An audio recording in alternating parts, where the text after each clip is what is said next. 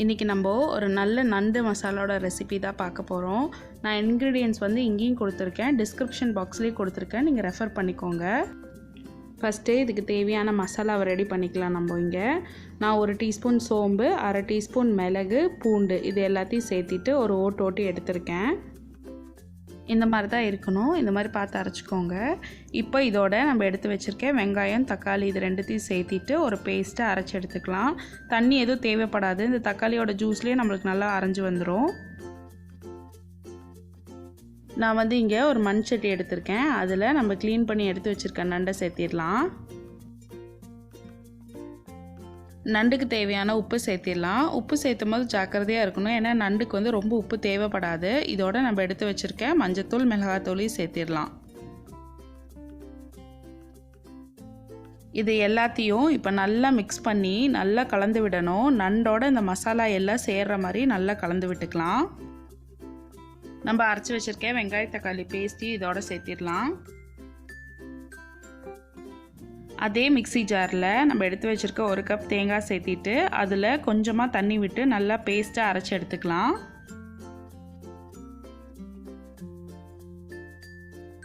எல்லா மசாலாவையும் இப்போ நல்லா கலந்து விடலாம். நண்டோட இந்த எல்லா மசாலாவும் நல்லா சேர்கிற மாதிரி கலந்து விட்டுக்கலாம்.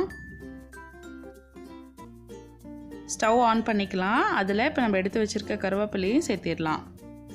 இப்போ இதில் நான் 2 ஸ்பூன் எண்ணெய் சேர்த்துக்கிறேன். 2 ஸ்பூன் எண்ணெய் சேர்த்திட்டு இதில் ஒரு கொதி வந்ததுக்கப்புறம் பார்க்கலாம்.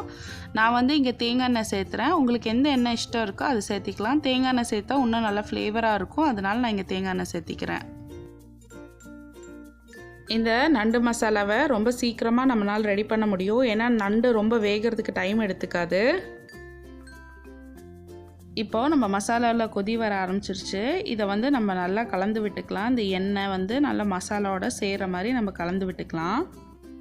நம்ம இதில் எந்த விதமான தண்ணி சேர்க்க வேண்டாம். இந்த மசாலாவோட தண்ணியிலேயே இந்த நண்டு வந்து நல்லா வெந்து வந்துடும். இப்போது இதோட பச்சை ஸ்மெல்லாம் போய் மசாலா ரெடியாகி வர்றதுக்கு நம்மளுக்கு எப்படி ஒரு 15 to 20 மினிட்ஸ் எடுக்கும். அதுக்கப்புறம் எப்படி இருக்குன்னு பார்க்கலாம்.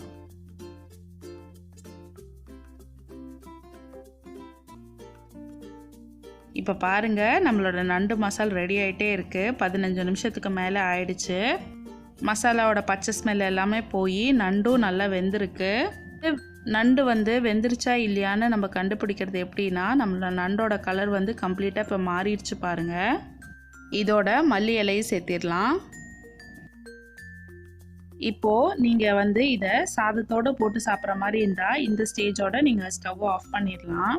இல்லை இதை வந்து நீங்கள் தொட்டுக்கிறதுக்கு யூஸ் பண்ண போகிறீங்க, இன்னும் கொஞ்சம் ட்ரையாக ஆகணும்னு நீங்கள் நினச்சிங்கன்னா இதோட 1 டேபிள் ஸ்பூன் எண்ணெய் சேர்த்திட்டு சிம்மில் போட்டிங்கன்னா இது வந்து நல்லா முருவி வரும்.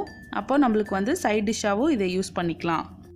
இந்த ரெசிபி உங்களுக்கு பிடிக்கும்னு நினைக்கிறேன். நீங்களும் இதை ட்ரை பண்ணி பார்த்துட்டு கமெண்ட்ஸில் சொல்லுங்கள். நம்ம சேனலில் லைக் பண்ணுங்கள், ஷேர் பண்ணுங்கள், சப்ஸ்கிரைப் பண்ணிக்கோங்க. இன்னொரு நல்ல வீடியோவோட நான் நெக்ஸ்ட் டைம் உங்களை பார்க்குறேன். பாய்.